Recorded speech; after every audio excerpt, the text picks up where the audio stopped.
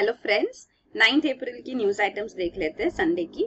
The Hindu newspaper से ये 12 news items pickup की गई है, इनको डिटेल में डिस्कस करेंगे।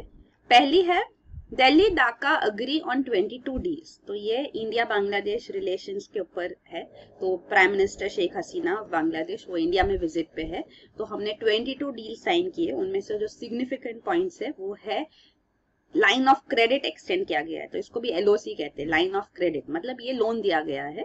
तो ये $5 बिलियन का हमने लाइन ऑफ क्रेडिट बांग्लादेश को एक्सटेंड किया है, जो यूज किया जाएगा for connectivity related projects, energy, even defence में हमने दिया है।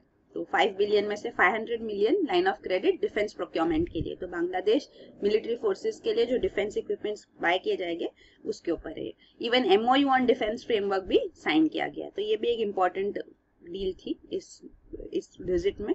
तो ये एलओसी भी यहाँ दिया गया है, लाइन ऑफ क्रेडिट यूज किया जाएगा 17 प्रोजेक्ट्स के लिए।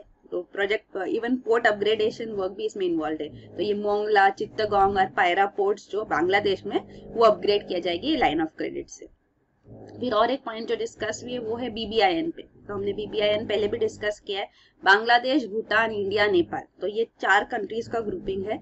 तो इसके अंदर हम चाहते थे कि हमको कनेक्टिविटी, ट्रांजिट और कनेक्टिविटी मिले। तो यहाँ हमको पता है कि इंडिया और बांग्लादेश कनेक्टिविटी जरूरी है नॉर्थ ईस्ट पहुंचने को। तो वेस्ट बंगाल से अगर बांग्लादेश डायरेक्टली जाया जाए तो हम नॉर्थ ईस्ट पहुंच सकते हैं, नॉर्थ ईस्टर्न स्टेट्स पहुंच सकते हैं। नहीं तो वेस्ट बंगाल से ऊपर जाकर हमको सिलीगुड़ी कॉरिडोर जो है, चिकन स्नैक जिसे कहते हैं, उससे पास होके फिर डाउन नॉर्थ ईस्ट जाना पड़ता है, जो लंबा रास्ता होगा, कॉस्टली होगा। तो इसलिए हम बांग्लादेश से ट्रांजिट चाहते हैं और यहाँ पे हम प्रोजेक्ट उसके लिए डेवलप भी कर रहे हैं। तो बीबीआईएन इनिशिएटिव को भी यहाँ पे इसके प्रोग्रेस पे भी पॉइंट रखी गई सामने इस कॉपरेशन में, इंडिया बांग्लादेश रिलेशंस में। तो यहाँ पे water resource management, power, hydro power और ट्रेड, ट्रांजिट एंड कनेक्टिविटी पे कॉपरेशन हो रहा है। फिर और एक पॉइंट है बायलैटरल टेक्नोलॉजी कॉपरेशन भी इनिशिएट किया गया है। तो सिविल न्यूक्लियर रिसर्च पे भी कॉपरेट करेंगे इंडिया और बांग्लादेश। अब तो न्यूक्लियर प्लांट जो बांग्लादेश में भी है हम उनको भी सपोर्ट कर रहे हैं। सिविल न्यूक्लियर एनर्जी के लिए भी कॉपरेशन एग्रीमेंट जैसा है साइन किया गया। फिर अगला न्यूज आइटम है vulnerable tribes lost in a classification trap. तो ये एंथ्रोपोलॉजिकल सर्वे ऑफ इंडिया का रिपोर्ट है, जिसमें उन्होंने कहा है कि इंडिया में जो पीवीटीजीज है, पर्टिकुलरली वल्नरेबल ट्राइबल ग्रुप्स है, तो उनके ऊपर अभी कंसर्न्स रेज किए गए। तो 75 ऐसे पीवीटीजीज हमने नोटिफाई किए हैं। तो शेड्यूल्ड ट्राइब्स होते हैं, तो शेड्यूल कास्ट, शेड्यूल्ड ट्राइब्स तो होते हैं, पर शेड्यूल्ड ट्राइब्स में भी सबका development on the same platform नहीं है। तो शेड्यूल्ड ट्राइब्स में भी सारे ट्राइब्स है जो बहुत वल्नरेबल है, तो इसलिए ये स्पेसिफिकली रेज किया गया था कंसर्न। आप देख सकते हैं देभार कमीशन था 1960-61 में, तो उन्होंने ये रिकमेंड किया था कि विद इन शेड्यूल्ड ट्राइब्स एक सब कैटेगरी लाई जाए। तो ये 4th 5 ईयर प्लान में लाया गया था। तो इनको पहले नाम दिया गया था प्रिमिटिव ट्राइबल ग्रुप्स। तो ये प्रिमिटिव ट्राइबल ग्रुप्स के फीचर्स जो थे, जो कौन से ट्राइब्स इस पे अंदर आएंगे, वो ये है कि अगर वो pre agricultural system of existence पे डिपेंड करते, subsistence agriculture, primitive way of agriculture, hunting gathering practice करते, फूड गैदरिंग, हंटिंग, जीरो या नेगेटिव पॉपुलेशन ग्रोथ है वो कम्युनिटी का, या तो लो लेवल ऑफ लिटरेसी है compare to other tribal groups. तो इनमें से कोई एक पॉइंट भी सेटिस्फाई होती है तो उनको प्रिमिटिव ट्राइबल ग्रुप्स के डेफिनेशन में लाया जा सकता है, उनको ये कैटेगराइज किया जा सकता है। तो ये सेंट्रल गवर्नमेंट करती है based on recommendation of respective state governments. तो फिलहाल अभी 75 ऐसे प्रिमिटिव ट्राइबल ग्रुप्स है जिनको रीनेम भी 2006 में किया गया, क्योंकि प्रिमिटिव टर्म मतलब के पिछड़े हुए ऐसे, तो वो टर्म की जगह हमने पर्टिकुलरली वल्नरेबल ट्राइबल ग्रुप्स ये नोमेनक्लेचर दिया है। तो ये 75th लास्ट जो ट्राइबल ग्रुप ऐड किया गया था इसमें वो है मरम इन मणिपुर इन 1993-94, तो वो है। उसके बाद 2001-2011 सेंसस में कोई नई कम्युनिटी इसमें डाली नहीं गई है, ट्राइबल ग्रुप। तो ये पीवीटीजीज है। तो इस रिपोर्ट में लाया गया है सामने कि ये 75 पीवीटीजीज है, लेकिन इनमें से सब पे बेसलाइन सर्वे भी नहीं किया गया है। तो ओनली 40 ग्रुप्स है इनमें से 75 में से जिन पे बेसलाइन सर्वे किया गया है। बेसलाइन सर्वे क्या होता है कि पीवीटीजी फैमिलीज को स्पेसिफिकली आइडेंटिफाई किया जाए, वो कहाँ रहते हैं, उनका हैबिटेट, सोशियो इकोनॉमिक स्टेटस क्या है, वो सारा डिटेल्स लिए जाए। वो डिटेल्स आने के बाद ही डेवलपमेंट इनिशिएटिव्स उनके लिए लिए जा सकते हैं। तो ये बेसलाइन सर्वे भी नहीं हुआ है, वो हाईलाइट किया गया है। और इसमें से कहा गया है 75 पीवीटीजीज तो है, पर कई पीवीटीजीज इसमें डबल भी आ रहे, क्योंकि थोड़े नाम है जैसे कि मंकी दिया और बिरहोर, तो ये दोनों सेम कम्युनिटी को रेफर करते हैं। तो ये उड़ीसा में मेजरली है और बाकी स्टेट्स में भी है। तो ये भी है कि बिरहोर जो है ये 4 स्टेट्स में पीवीटीजी रिकॉग्नाइज्ड है। तो ये सारे जो है डिस्क्रिपेंसीज भी इनको रूल आउट करने के लिए, इनको ईज करने के लिए भी स्टेप्स लेना जरूरी है। तो और एक पॉइंट रखी गई है कि पीवीटीजीज में से सबसे ज्यादा नंबर जो है वो ओडिशा में, मतलब 75 में से 13 पीवीटीजीज ओडिशा से। इवन अंडमान के सारे 4 ट्राइबल ग्रुप्स को particularly vulnerable tribal group categorize किया गया और निकोबार से एक है। तो अंडमान निकोबार के ट्राइबल ग्रुप्स हमने पहले भी डिस्कस किए, तो ये है यहाँ पे। तो 4 जो अंडमान के हैं वो ये नेग्रिटो ट्राइब्स होते हैं वो, तो ये ग्रेट अंडमानीज, ओंजेस, जारावास और सेंटिनलीज है। तो इनका पॉपुलेशन काफी कम है। ग्रेट अंडमानीज ये 99% इनका पॉपुलेशन वाइप अप हो गया जब ये कॉलोनाइज हुई। जब ये प्रिमिटिव ग्रुप्स जो है, ट्राइबल ग्रुप्स, जब यहाँ कॉलोनाइजेशन होता है, आउटसाइडर्स आते हैं, तो उनके साथ साथ जो उनकी डिजीजेस, फ्लू, वायरसेस वगैरह आते हैं, तो ये कम्युनिटी उनके पास इसके लिए रेजिस्टेंस नहीं होता है और वो सिक हो जाते हैं और डिजीजेस की वजह से पॉपुलेशन वाइप आउट हो जाता है। तो 99% पॉपुलेशन ये वाइप आउट हो चुका है। फिर ओंजे ट्राइब जो है ये भी प्रिमिटिव ट्राइब है, पोचर्स है, लॉगर्स है, मतलब हंटिंग गैदरिंग करते हैं और ये भी डिपेंडेंट ऑन फूड हैंडआउट्स है, तो वो पॉपुलेशन है ओंजेस। फिर जरावास है, इनका रिसेंटली आउटसाइडर से कांटेक्ट हुआ है, तो ये लास्ट 6 ईयर्स से अराउंड और सो ये आउटसाइडर से कांटेक्ट और काफी टाइम न्यूज में रह चुके हैं। ये भी हंटिंग, गैदरिंग, फिशिंग प्रैक्टिस करते हैं। और सेंटिनलीज जो चौथी अंडमान आइलैंड की ट्राइब है, वो एक ट्राइब है जिनके साथ पीसफुल आउटसाइडर्स कांटेक्ट अब तक हुआ ही नहीं है। तो this is the most isolated of all tribes in India. तो यहाँ पे जब आउटसाइडर्स आते तो वार्निंग एरोस फायर करते, कोई भी उनका अप्रोच करता है, तो इनका तो कितना पॉपुलेशन है वो भी क्लियरली एग्जैक्टली नहीं पता है। फिर निकोबार आइलैंड के जो ट्राइब है, एक है शॉम्पेन और निकोबारीज। तो शॉम्पेन जो ट्राइब है ये आइसोलेटेड ट्राइब है, तो यहाँ पे ये हंटर गैदरर्स है, तो पीवीटीजीज है। निकोबारीज जो है ये ट्राइब अभी एसिमुलेट हो चुका है, काफी इनके पॉपुलेशन क्रिश्चियनिटी को कन्वर्ट कर चुके हैं, इनका पॉपुलेशन भी काफी ज्यादा है। तो ये जो है हॉर्टिकल्चरिस्ट अभी है, तो हॉर्टिकल्चर प्रैक्टिस करते हैं। तो ये है, तो इनके बारे में भी लिखा गया है, जैसे पीवीटीजीज यहाँ पे भी है। फिर और एक जो पॉइंट रेज किया गया वो ये है कि थोड़ी पीवीटीजीज है जैसे लांजिया साउरा, तो ये पीवीटीजी ओडिशा में है और यहाँ पे इनके लिए जो डेवलपमेंट प्रोजेक्ट्स है तो वो सारों के लिए नहीं है। 2 ब्लॉक्स में यहाँ पे माइक्रो प्रोजेक्ट्स एस्टेब्लिश किए गए और बाकी जो पॉपुलेशन है लांजिया साउरा उनको एसटी कैटेगराइजेशन में डाला जाता है, तो ये भी डिस्क्रिपेंसी है, तो ये हाईलाइट किया गया है। फिर वो ये कह रहे हैं कि पॉपुलेशन में भी वेरिएशन है, कोई पॉपुलेशन बहुत ज्यादा है, जैसा तोड़ा नीलगिरीज की जो ट्राइब है ये 1000, इनका बहुत ज्यादा थाउजेंड्स पॉपुलेशन में, ये फ्यू इंडिविजुअल्स है। बाकी जो हमने देखे अभी ग्रेट अंडमानीज, ओंजेस, सेंटिनलीज, ये ट्राइब्स बहुत कम पॉपुलेशन है इनका, तो वो भी एक है। मतलब पीवीटीजीज में भी काफी वेरिएशन हो चुका है अभी, डिफरेंसेस। और दूसरा ये लिख रहा है कि पॉपुलेशन इंक्रीज भी नहीं हो रहा है, कोई पॉपुलेशन तो डिक्लाइन हो रहा है। ओंजेस, अंडमानीज का पॉपुलेशन डिक्लाइन हो रहा है। बिरहोर जो है यहाँ पे उड़ीसा में वो स्टैग्नेट हो रहा है। उड़ीसा और 4 स्टेट्स में है एक्चुअली टोटल, तो यहाँ पे इनका पॉपुलेशन स्टैग्नेट हो रहा है, मतलब बढ़ भी नहीं रहा है, कम भी नहीं हो रहा है, स्टैग्नेट हो रहा है। फिर स्मॉलेस्ट पॉपुलेशन साइज जो है पीवीटीजीज में से वो सेंटिनलीज की है, जो हमने देखा most excluded of the tribes of Andaman islands. तो ये अभी भी आउटसाइडर्स से इनका कांटेक्ट नहीं है। और सबसे ज्यादा जो पीवीटीजीज में सबसे ज्यादा पॉपुलेशन जो है वो है ये सहारिया ट्राइब का, तो ये मध्य प्रदेश और राजस्थान में पाई जाती है और इनका पॉपुलेशन टोटल अभी मोर देन 4 लाख है। तो ये पीवीटीजीज के बारे में पूरा रिपोर्ट थी। फिर अगला न्यूज आइटम है an elephantine census after 5 years। तो ये all India synchronised Asian elephant population estimation किया जाएगा, तो ये 5 साल बाद अब फिर से होगा। लास्ट ईयर 2012 में हुआ था, तो इसके बारे में न्यूज है। तो ये एशियन एलिफेंट जो स्पीशीज है इंडिया में पाई जाती है, एलिफेंट स्पीशीज अलग अलग होती है, अफ्रीकन एलिफेंट्स भी होते हैं, तो इनके ऊपर ये सेंसस होगा। तो ये एलिफेंट्स कहाँ पाए जाते हैं, तो ये ईस्टर्न इंडिया में, यहाँ पे सदर्न स्टेट्स है और यहाँ पे नॉर्थ ईस्ट में पाए जाते हैं, उत्तराखंड, फिर ये उड़ीसा, वेस्ट बंगाल और ये north eastern states, Karnataka, Kerala, यहाँ पाए जाते हैं।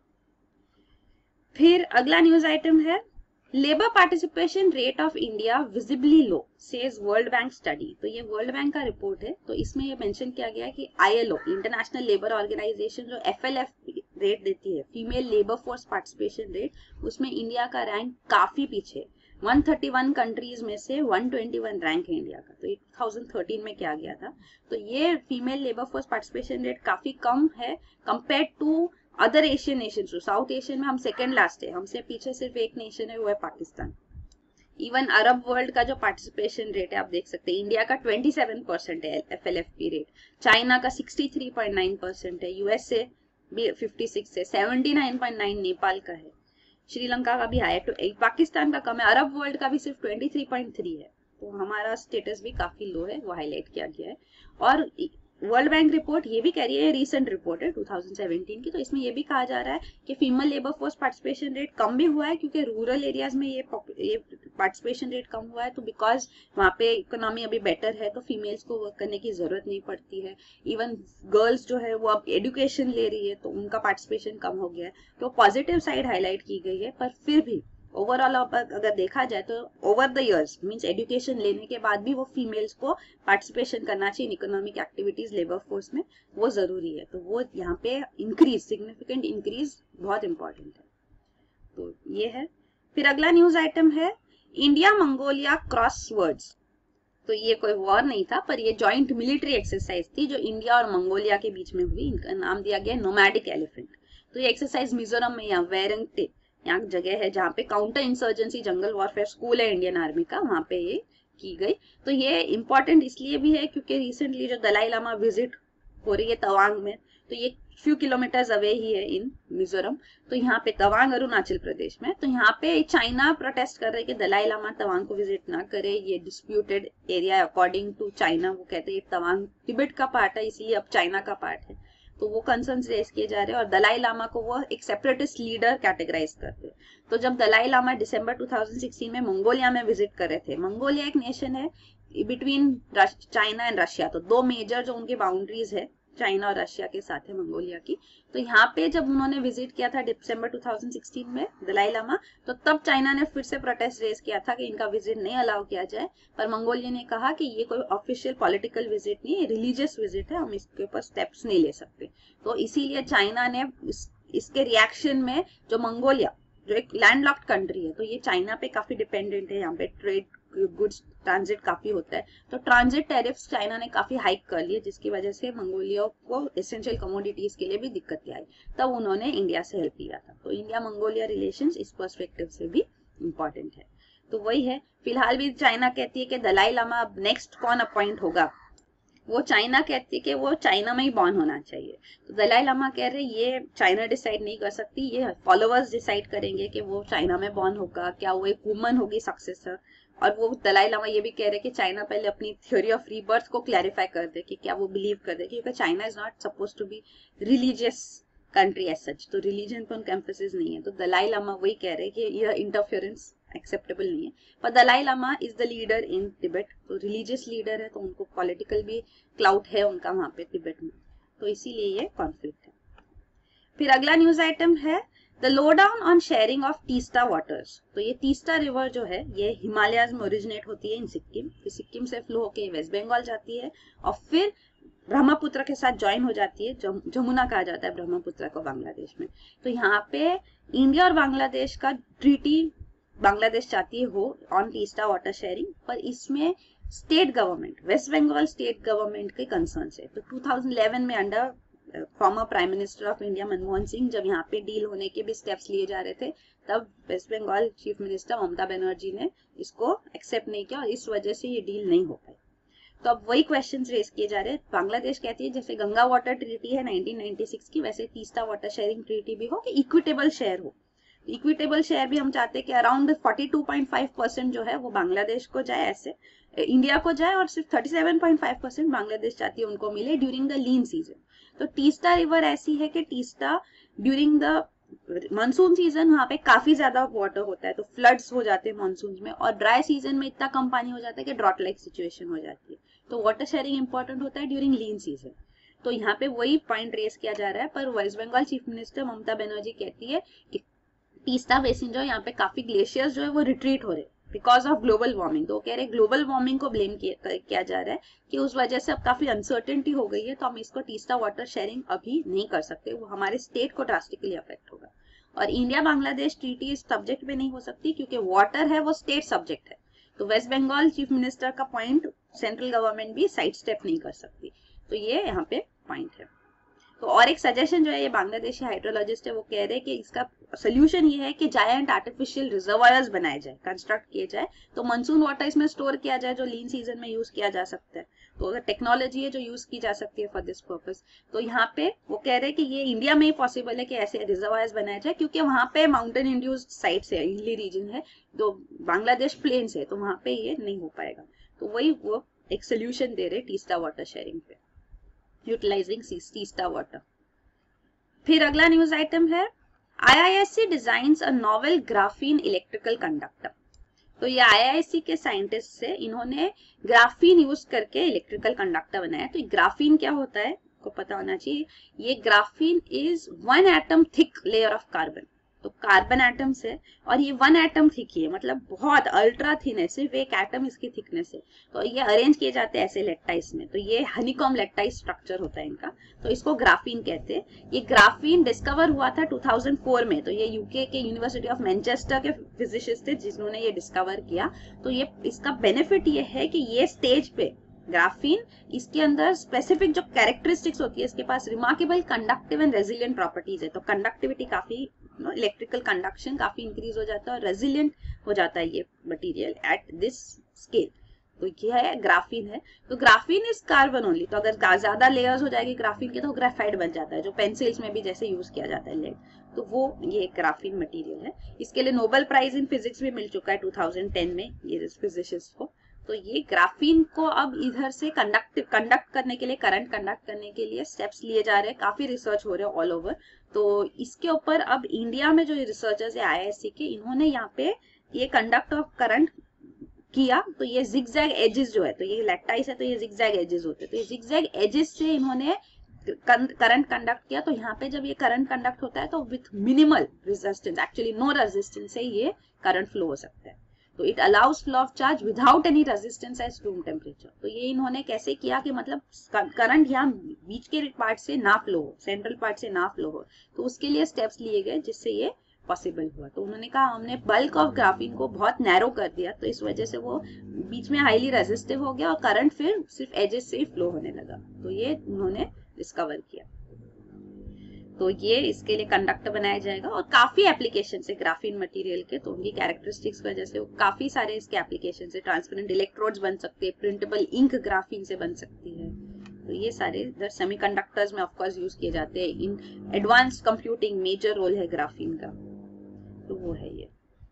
फिर अगला न्यूज आइटम है IIT Bombay uses mango leaves to make fluorescent graphene quantum dots. तो यहाँ पे भी ग्राफीन है। ये क्वांटम डॉट्स क्या होते हैं, ये नैनो क्रिस्टल्स है, नैनो क्रिस्टल्स ऑफ सेमीकंडक्टर। तो यहाँ पे क्वांटम डॉट मतलब कि ये ऑर्डिनरी सेमीकंडक्टर, यहाँ पे जब ग्राफीन यूज किया तो ग्राफीन के क्वांटम डॉट्स जो है ये, तो ये एकदम नैनो स्केल पे होते हैं। तो जब ये नैनो स्केल पे होते हैं तो इससे इनका जो इफेक्टिवनेस है वो काफी बढ़ जाता है। तो ये 1 स्क्वायर इंच ऑफ क्वांटम जो डॉट्स जो है उनके ऊपर मेमोरी कितना स्टोर किया जा सकता है, 1 टेराबाइट। तो ये क्वांटम मेमोरी है। तो ये इधर राइटिंग ऑन दिस मेमोरी भी काफी क्विक हो सकता है, 6 नैनो सेकेंड वो पूरा information on this memory write की जा सकती है। तो ये क्वांटम कंप्यूटिंग है, एक्सट्रीमली फास्ट कंप्यूटिंग। अब यहाँ पे जो इन्होंने डेवलप किया है वो ये है कि उन्होंने मैंगो लीव्स यूज किए। तो हर कार्बन हर मटेरियल में होता है, तो मैंगो लीव्स में से इन्होंने ये फ्लोरेसेंट ग्राफीन क्वांटम डॉट्स बनाए। तो इसका बेनिफिट ये है कि ये चीप है और ये बायोकम्पैटिबल है और इसमें फोटोस्टेबिलिटी भी काफी एक्सीलेंट होगी, सेल्यूलर टॉक्सिसिटी नहीं होगी। तो ये उन्होंने डेवलप किया। फिर अगला न्यूज आइटम है लार्ज एस्टेरॉइड टू बस past earth on April 19, NASA.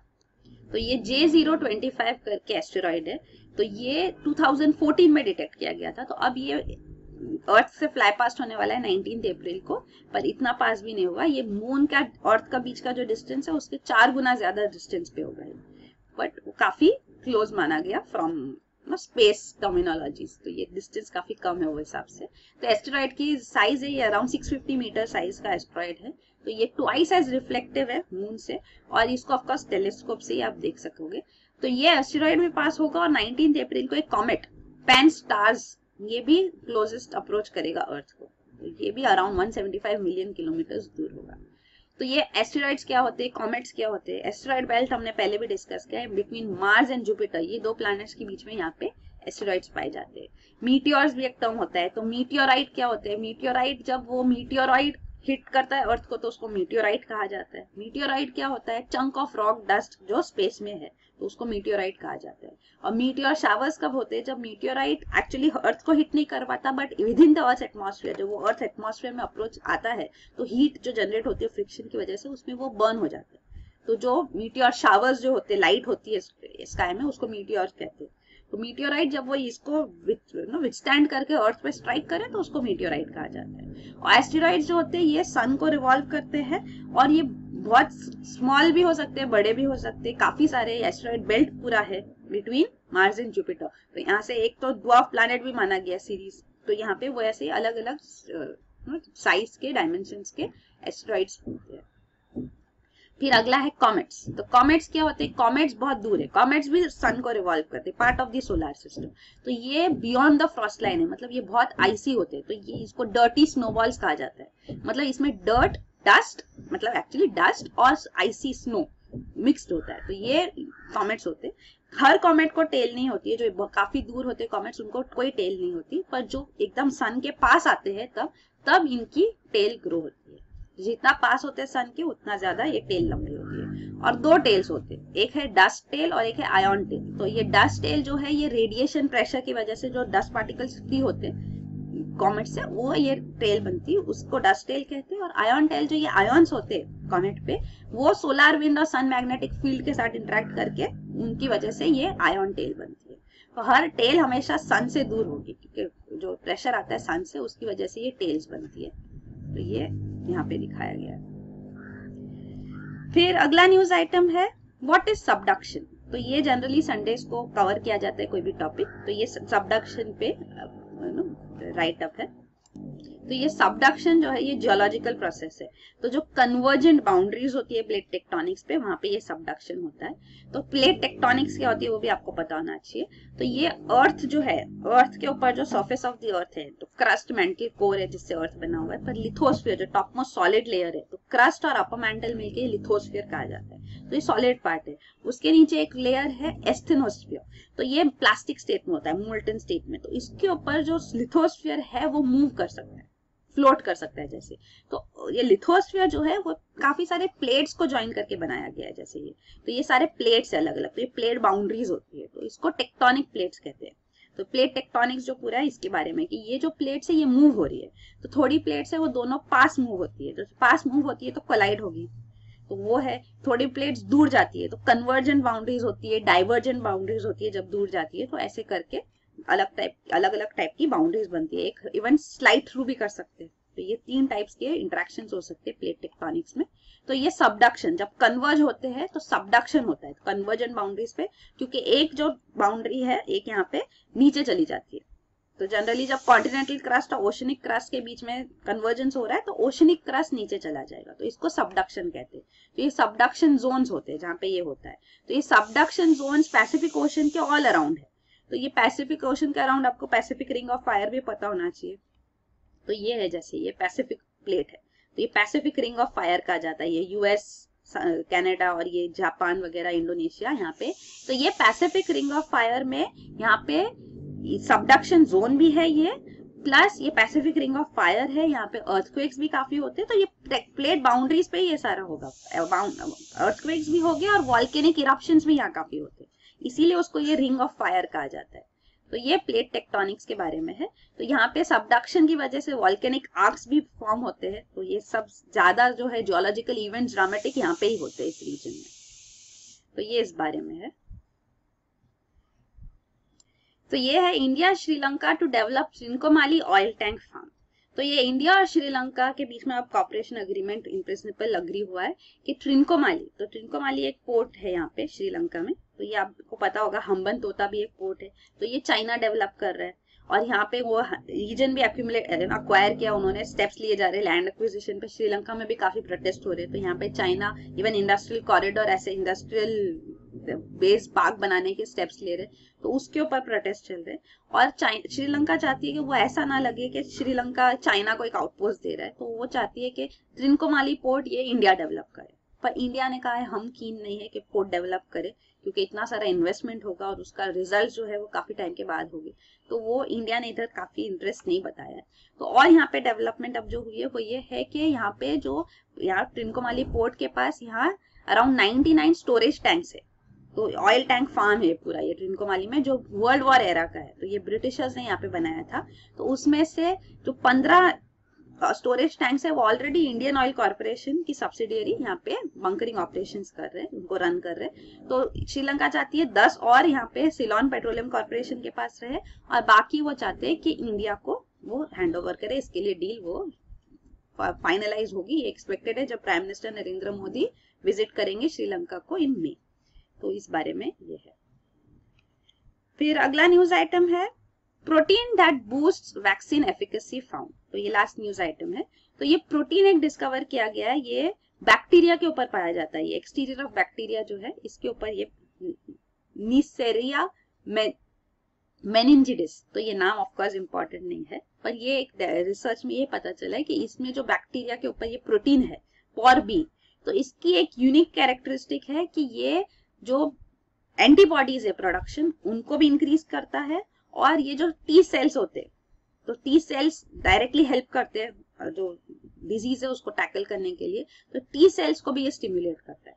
तो ये दोनों चीजें जिस वजह से एंटीबॉडीज और डिफेंस सिस्टम बॉडी में डेवलप होता है। तो यहाँ पे रिसर्चर्स कहते हैं कि अगर ये प्रोटीन को वैक्सीन के साथ दिया जाए, मतलब उसको कपल अप किया जाए, तो इससे वैक्सीन की इफेक्टिवनेस काफी बढ़ जाएगी। तो ये काफी सारे डिजीजेस को टैकल करने में, इवन कैंसर, HIV, इन्फ्लुएंजा को भी टैकल करने में ये प्रोटीन काफी बेनिफिशियल हो सकता है। तो यही है न्यूज आइटम्स। Thank you.